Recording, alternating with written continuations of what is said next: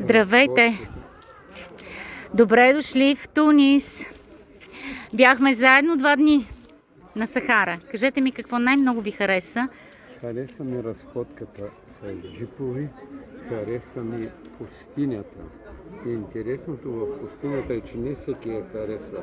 А пустинята показва нещо, което не може всеки да го види. Някой като каже, какво е това пустиня, само пясък. Не е пясък, има и хубави неща в пустинята. Да видиш бедни хора как щастливо живеят. И не да имаш каквото искаш, а да искаш каквото имаш. Прекрасно, много ви благодаря. Това е много важно.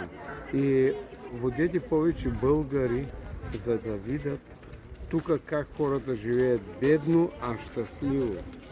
А в България е пълно с богати нещастни хора. Това е моето мнение. Не знам, може би греша, ама... Много ви благодаря. Ще ви очаквам отново в Тунис, защото вие вече сте влюбени в пустинята Сахара. Много, да. Благодаря.